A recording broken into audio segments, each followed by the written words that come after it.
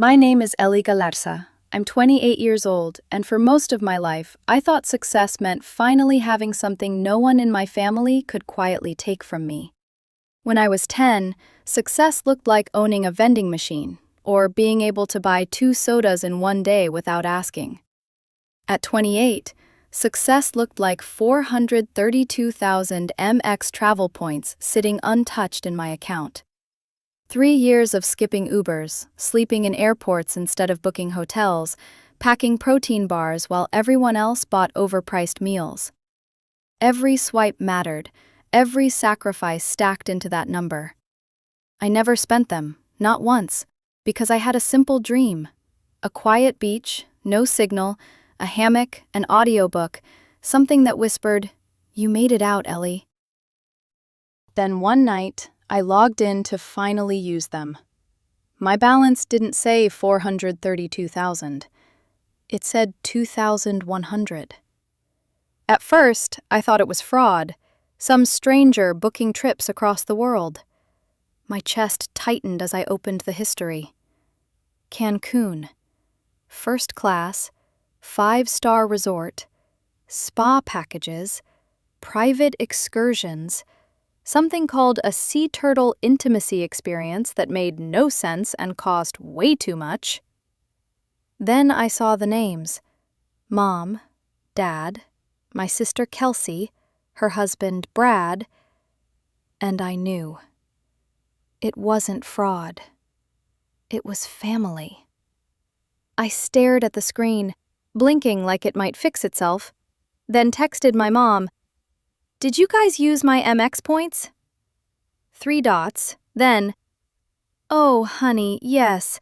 We figured you'd help since you never used them. Kelsey really needed this trip. Stress is terrible for fertility."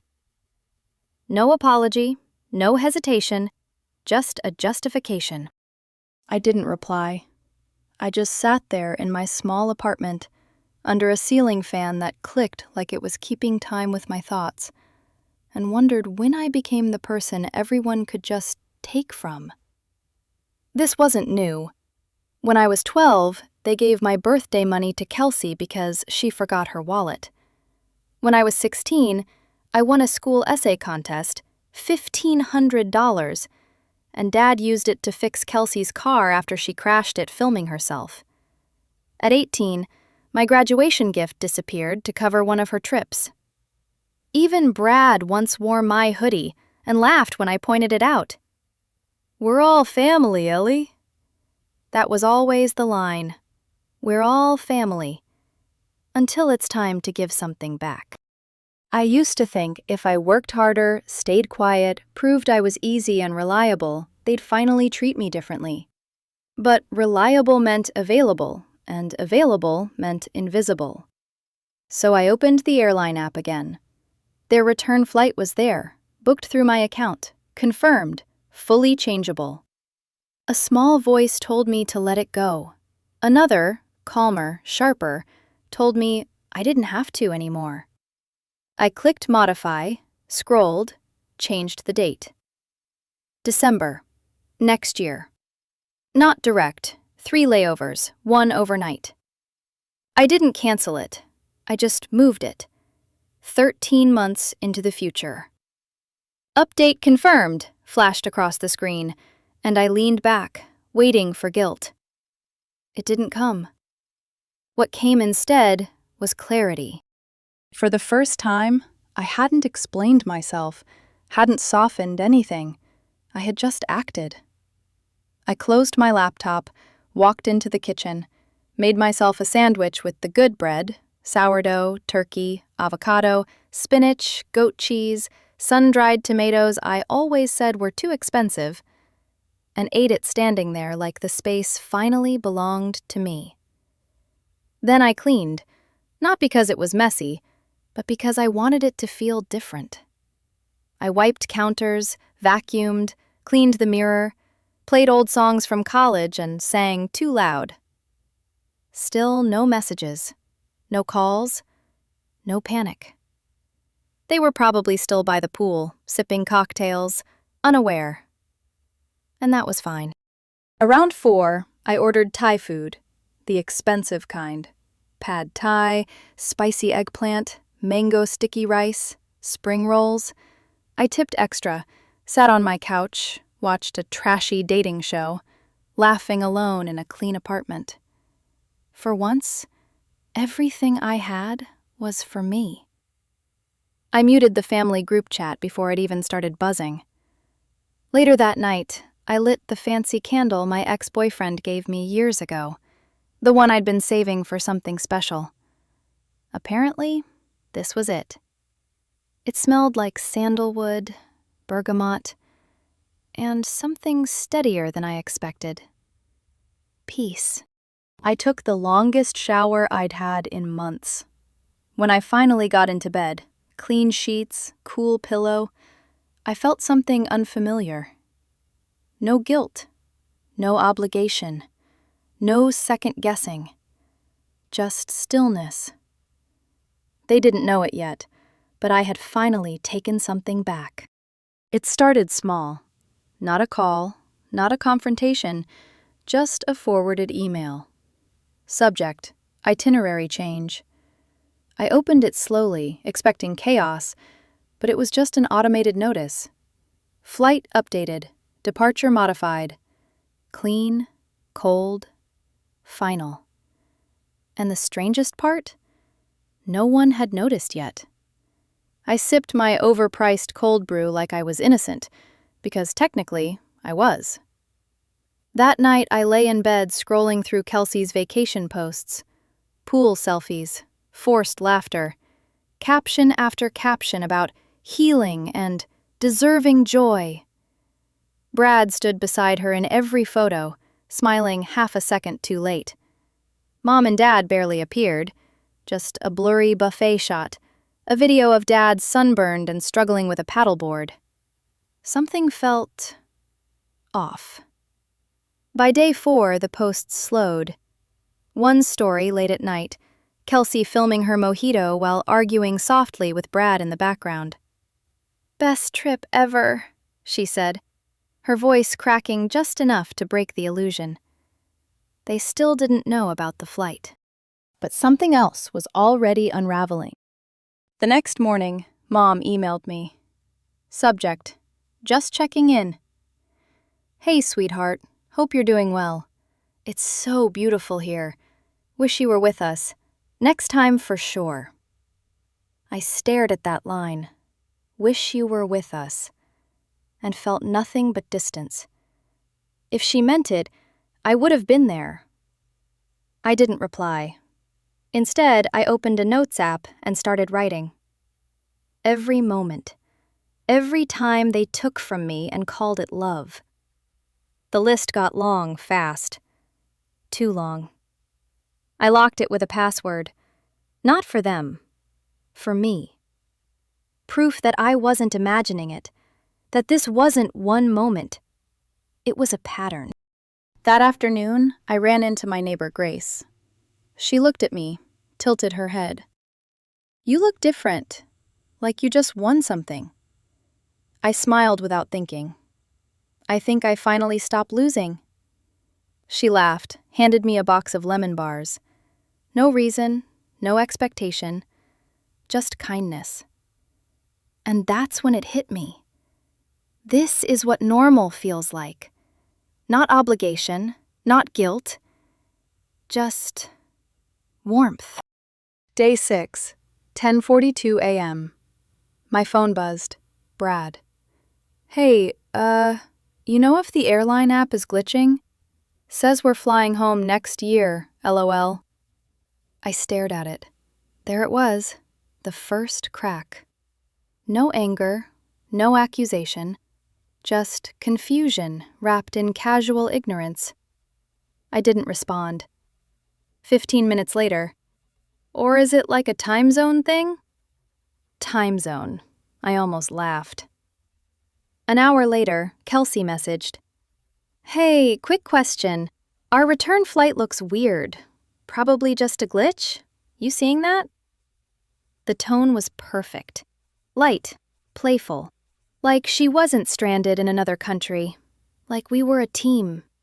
like she hadn't drained my account without asking. I locked my phone and went to work. That day, I installed a ceiling fan for an elderly couple. They paid me in cash and banana bread. Their granddaughter handed me a crayon drawing that said, "You fixed the wind." I taped it to my fridge when I got home. Meanwhile, my phone filled with messages. The Carter family group chat finally woke up. Mom: "Sweetie, can you check with the airline?" Dad: "What's going on?"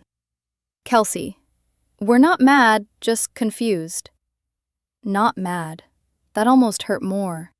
They still thought this was something I would fix. That night, the screenshots started. Missed calls, emails, booking confirmations. My phone stayed on silent while I painted a patch on my wall and folded laundry. They were still in paradise. Palm trees, spa days. But something had shifted. Kelsey posted a sunset with no caption. Mom uploaded a blurry breakfast. Brad shared a meme that didn't land. Even their filters looked duller. I watched everything, quietly. Then, at 11:18 p.m., Brad again. "Just tell us if this was intentional. We can fix it. Just say something." That was the moment. Not anger, fear. Not because they were caught, because I wasn't reacting. I wasn't apologizing. I wasn't explaining. I was silent. And silence, apparently, was louder than anything I had ever said. The next morning, 9:12 a.m., my phone started ringing. Mom, then Kelsey, then Dad. Back to back, like a coordinated attack. I flipped the phone face down and kept working. Messages flooded in. "This isn't funny. Call us. Are you serious? Ellie, answer." And then the long one. Mom. Paragraph after paragraph. "We've always loved you. Yes, we used the points, but you never used them. Kelsey needed this. Do you understand how stressful her life is? Now we're stranded. Is this what you wanted?" I read it slowly, chewing on a piece of toast that suddenly tasted like nothing. Stranded.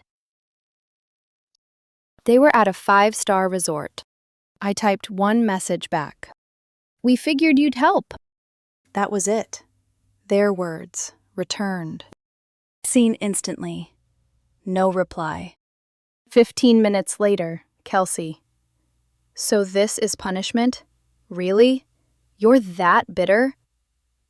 I stared at it, then locked my phone again. Then Dad. "Fix this or don't bother coming home." That one lingered. Home. Like it still meant something. Like I hadn't spent years trying to earn it. That night, I turned my phone off completely and slid it under the couch. Grace knocked an hour later, holding a tray of lasagna. "You look like you need carbs," she said. We sat on the porch, eating and talking about nothing important. Her garden, the neighbor's wind chimes, her cat Steve and his obsession with paper bags. No tension, no expectations, just ease. And somewhere across the ocean, my family was still trying to figure out how a flight got changed. But the truth? It wasn't just the flight. The way back had been broken long before this. They just didn't notice until they couldn't return. They landed on a Tuesday. No calls, no dramatic confrontation, no demand for explanations. Just a filtered Instagram story from Kelsey at baggage claim, travel pillow around her neck, forced smile, caption, "When your vacation turns into a Netflix thriller, but you survive." No tags, no mention of me, just silence. That was new. I expected yelling, accusations. Instead, nothing. And that's when I understood. They weren't planning a fight. They were embarrassed. Not about what they did, but because I didn't chase. I didn't explain. I didn't fix it. I just kept living. 3 days passed. I worked. Installed a smart garage opener for a client who barely looked at me, helped Grace fix a breaker, took her neighbor's granddaughter for ice cream after a piano recital. Life moved. Quietly. Freely. Until Saturday. I was fixing a porch light when I heard a knock. Not aggressive, not demanding. Soft. Hesitant. I opened the door. Mom stood there, holding a tray of lemon bars. Lemon bars. Copying Grace. Almost funny. "Hi, sweetheart," she said, like nothing had happened. "I thought we could talk." I didn't invite her in. I stepped outside, closed the door behind me. She sat. I leaned against the railing. She held out the tray like it meant something. "They're homemade," she said. "Like your neighbors." I looked at her. "You stalking Grace now?" She gave a weak laugh. "No, she just talks about you. Says you're doing well. Independent." She waited. I didn't fill the silence. "I don't know what happened," she said softly. "You've always been so generous. We just didn't expect this." I tilted my head. "Didn't expect what?" She hesitated.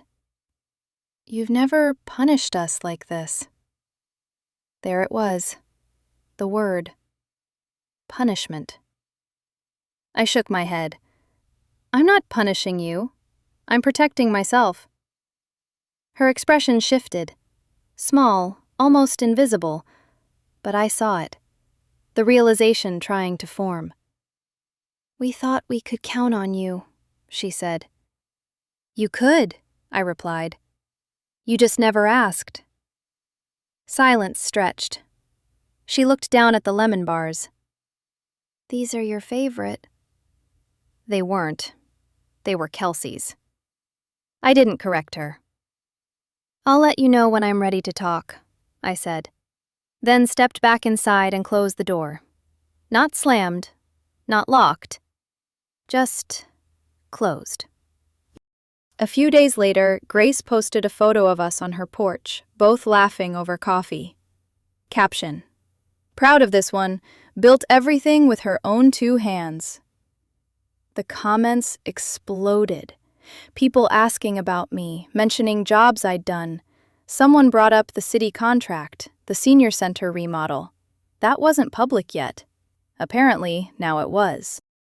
That evening, the family group chat lit up again. Dad: "City contract?" Brad: "Wait, you're doing commercial work now?" Kelsey: "OMG, is that why you've been acting different?" Acting different. Like growth needed permission. Mom didn't message. Not yet. The next day, I saw her at the grocery store. She reached for my arm as I passed. "You're really not coming back, are you?" she asked quietly. I didn't stop walking, just turned my head slightly. "I didn't leave," I said. "I just stopped being useful." I felt her silence behind me like something finally breaking. That night, Kelsey messaged, casual again. "Okay, but seriously, are you the one who got that senior center job? Because Mom's acting weird and Dad's spiraling." I left it on red. Later, Grace knocked again. This time, brownies. "You're on TV," she said, grinning. I groaned, but she was right. Local news had run a segment, me standing awkwardly outside the site, holding a clipboard, trying not to fidget. "Ellie Galarza, local business owner empowering the community," the anchor said. The group chat exploded again. Brad: "You're literally on TV." Dad: "Why didn't you tell us?" Kelsey: "I always said she was doing well." Mom finally spoke. "We're proud of you." 4 words. Years too late. It didn't land. Because it wasn't pride. It was panic. They were realizing I didn't need them to see me anymore. Others already did. Sunday morning, I was on the porch with coffee when the messages came again. Urgent this time. Dad, we need to talk. Mom, please. Kelsey, it's about the flights. I frowned, scrolled. There it was, another booking attempt. Cabo, this time using their own credits and trying to access my points again. Except they couldn't. Because after Cancun, I moved everything. New account, new login, business name, locked down. They weren't denied. They were flagged. Unauthorized access attempt. Account frozen for review. A few hours later, Brad texted me. You locked us out. Everything. Not cool. Then another message. After everything we've done for you. I actually laughed, out loud, in the middle of the street. Everything they'd done? I thought about the years, the money, the time, the silence I gave them so they could stay comfortable. And somehow I was the one who crossed a line. I didn't reply. I just kept walking. Past the community center I was rebuilding. Past the cafe where people now knew my name. Past the life I had built quietly, without them. That night, there was a knock. No one there. Just an envelope taped to my door. Mom's handwriting. I opened it. I don't know how we got here. You were always the easy one. Maybe we took advantage of that. I see now we hurt you. I'm sorry. I hope someday you'll come back. I read it once. Then folded it, put it in a drawer. Not to forget, but to stop carrying it. I opened my laptop, typed one sentence. Please remove the following users from all associated accounts. Listed their names. Clicked send. No anger, no speech, no final argument. Just done. That evening, I sat on my porch with my coffee, watching the sun drop slowly behind the buildings. And somewhere, in a group chat I had muted long ago, someone probably asked, "Why can't we check in for the return flight?"